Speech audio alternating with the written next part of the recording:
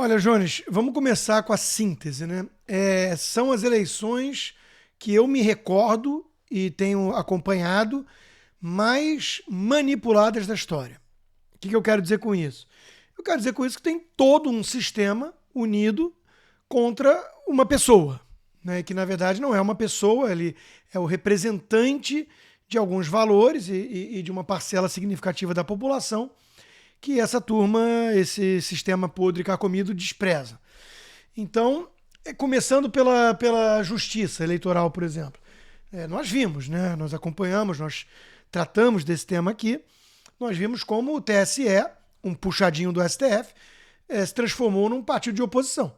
Várias decisões foram tomadas para criar narrativas, para dificultar a campanha do presidente de Bolsonaro à reeleição. Não pode isso, não pode aquilo, não pode usar aquilo. É como se ele fosse o único que não tem direito na prática à instituição da reeleição, né? Ele tem que se dividir ao meio e não pode usar muito a mulher na campanha, não pode usar as imagens do 7 de setembro, não pode usar a fala na ONU, não pode usar a fala na embaixada em Londres e por aí vai. E sempre com esse duplo padrão, né? O outro pode chamar ele de genocida, mas ele não pode falar da relação dos diálogos cabulosos do PT, do Lula com o PCC.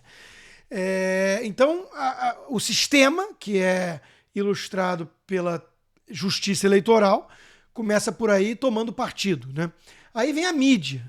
Bom, a mídia fez uma cobertura, né, que não é novidade nenhuma, já vem fazendo essa cobertura bastante enviesada desde o primeiro dia de governo, mas vem escalonando e fez uma cobertura totalmente partidarizada, né? Passando pano para proteger o ex-presidiário, passando borracha no passado de Lula e demonizando o presidente Bolsonaro, né? Isso de uma maneira muito, muito escancarada. Eu vou dar um exemplo, assim, porque é mais recente, mas isso aconteceu inúmeras vezes todos os dias, nas últimas semanas ou meses. Na Globo News, o respeitado e sério comentarista Camarote, né, disse com a maior cara lavada, sem ruborizar, que o presidente visitando uma cidade, lá não tinha ninguém. Tava às moscas, não tinha ninguém. Aí você vai ver as imagens da cidade circulando pelas redes sociais, uma multidão em volta do presidente, né? Então, assim, é impressionante os caras acharem que vão passar impunes na era das redes sociais. Por isso que eles querem tanto controlar, censurar, mas pega um ou outro desavisado e fica a narrativa de que o Bolsonaro estava de maneira constrangedora, isolado na cidade lá acho que do Nordeste, né? Então, assim foi a campanha desde o início.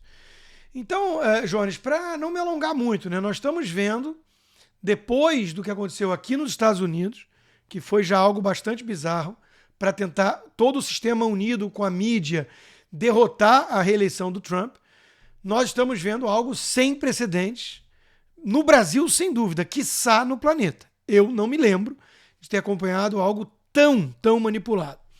E aí, essa reta final, a história do voto útil, demonização do próprio Ciro Gomes, que pela esquerda começou a bater muito no Lula e incomodar. Então, os artistas que sempre tiveram simpatia por Ciro Gomes, de repente o Ciro virou o capeta, o fascista, e todo mundo demonizando ele. Esses artistas todos decadentes gravando videozinho, Lzinho, vira voto. Quer dizer, um negócio todo coordenado, né? Todo mundo unido. E eu acho que a melhor síntese para o que explica isso, né, veio do próprio presidente.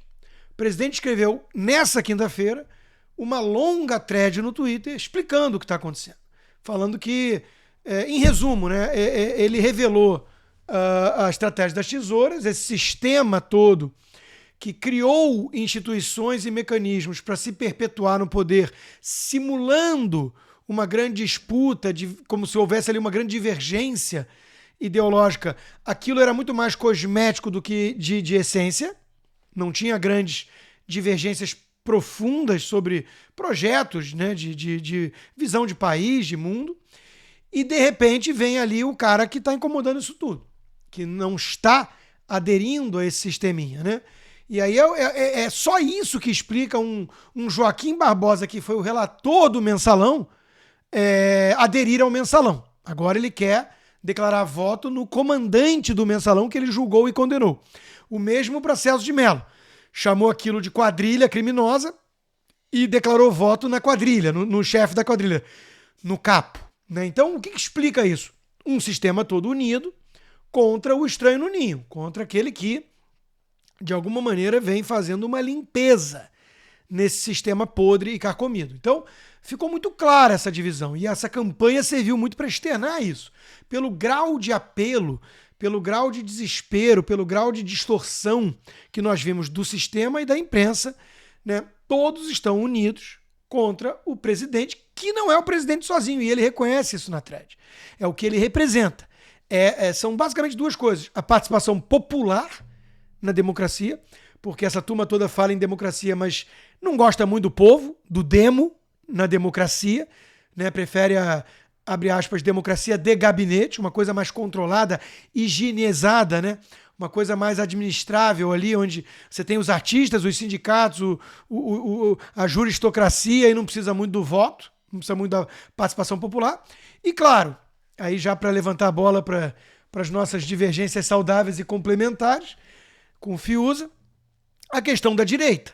Não querem a participação dos conservadores na discussão, no debate sobre o país. Né? Então, quando estavam brincando ali da estratégia das tesouras no teatrinho, tucanos e petistas, estava tudo muito legalzinho. Aí, pela primeira vez, tem alguém de direita, tem alguém que fala, não, arma, não, eu não sou desarmamentista, todos os outros eram. Qual era a grande divergência entre FHC e Lula nisso? Nenhuma. Não, eu não sou a favor de cota racial, eu sou a favor de todo mundo igual perante a lei. Opa, tucanos e petistas não gostam disso. Então droga, mesma coisa. Endurecer com bandidagem, mesma coisa. Então, em várias pautas sensíveis, aborto, em várias pautas sensíveis, mais ligadas a costumes, mas não só a costumes, porque na economia os tucanos faziam concessões ao liberalismo. Por pragmatismo, por necessidade de sobrevivência, ou porque, enfim, aprenderam que o mercado, até certo ponto, gera prosperidade e você, no resto todo, pode controlar se você tiver uma agenda, abre aspas, progressista. Né? Então, pela primeira vez, nós temos uma alternativa concreta de direita, principalmente no que diz respeito a pautas de costumes, de valores morais e tudo mais. E isso está incomodando esse sisteminha podre e carcomido que quer sempre se perpetuar ali no poder com umas disputas internas, em família, mas sem entregar nacos importantes do poder aos estranhos, né? A esses forasteiros. Então é mais ou menos disso que se trata. E o que nós vimos na campanha foi exatamente isso. Né? A união de tucano-petistas. Eu sempre cantei a pedra, e não vou me vangloriar disso porque é muito previsível, que o destino de todo tucano é descer do muro do lado esquerdo caindo sentado no colo de um PT, de um petista. E o que está acontecendo é exatamente isso. Todos eles derrubando as máscaras e a concertação tucano-petista se fazendo notar em praça pública. E os artistazinhos e a turma do sisteminha pressionando aqueles que estão em silêncio, que eles também têm que pagar o ingresso para fazer parte do clubinho, para ter esse salvo-conduto, para ter nacos de poder, para ter o duplo padrão da própria justiça e da mídia, né? O pedágio que você tem que pagar para aderir ao clubinho é isso, é declarar apoio ao ladrão em praça pública. Então tá todo mundo fazendo isso. Uma correria aí, né, de última hora, para quem acredita em pesquisa e tudo mais, de artistas e juristas e tucanos e tudo, todo mundo falando, não, Lula. Aí já tem coluna da Miriam Leitão no Globo dizendo que não há mais polarização, porque o Lula absorveu o centro moderado e ele se moveu também para o centro moderado. Então só existe um radical hoje, o Bolsonaro. Então, quer dizer, o ladrão socialista, defensor de Nicolás Maduro e Daniel Ortega, fundador do Foro de São Paulo com Fidel Castro, que não apresentou projeto de governo, que está do lado do Boulos, do MTST, do MST e companhia. Esse é o moderado porque tem lá o Alckmin do seu lado, o Henrique Meirelles, a Marina Silva, e o Bolsonaro é o grande radical da história. Né? Essa é a narrativa. Aí já tá lá Malu Gaspar, Merval Pereira, os tucanos de sempre falando, olha, veja bem, não é uma carta branca pro Lula. tem que cobrar do Lula. Né? É o voto anti-bolsonarista. Quer dizer, os tucanos do sistema achando que vão votar no Lula e no PT e levar o Geraldo Alckmin apenas. Né? Então, de novo, tá todo mundo brincando de flertar com a Venezuela porque odeia Bolsonaro ou não quer a participação da direita, dos conservadores na discussão democrática. Então a campanha mostrou isso de forma muito clara, né? Isso é o principal, Jonas. Agora, outras coisas periféricas, né? A campanha, por exemplo, dos pseudo-liberais oportunistas que viraram anti-bolsonaristas histéricos por falta de espaço no poder. Isso chega a ser hilário, né? João Amoedo falando que felizmente vimos o último discurso de Bolsonaro na ONU.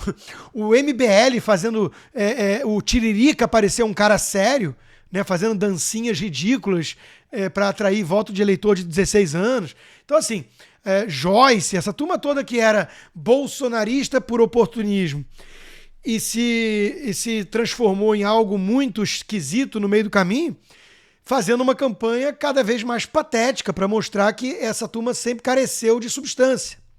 Né? Então, assim, de novo, Jones, o que nós estamos vendo no Brasil hoje, na minha visão, é muito elucidativo. Né? É muito pedagógico. Quem está minimamente atento entendeu o que está acontecendo.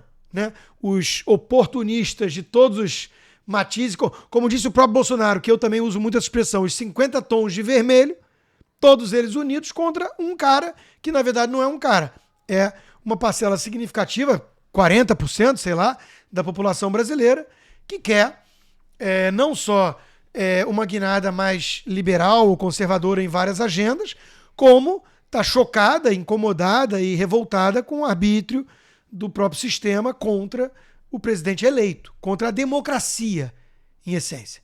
Então é disso que se trata. E nós estamos chegando ao fim de uma campanha sórdida, né? De uma campanha sórdida que tentou reescrever a história do PT, do Lula, e quero crer, espero, e teremos a resposta no domingo se as urnas forem confiáveis. Há muitas dúvidas quanto a isso. Quero crer que essa campanha sórdida foi infrutífera, ou seja, foi ineficaz. Que a população hoje já acordou a ponto de não cair mais numa ladainha dessa no conto da carochinha, no conto do vigário. Descobriremos já já.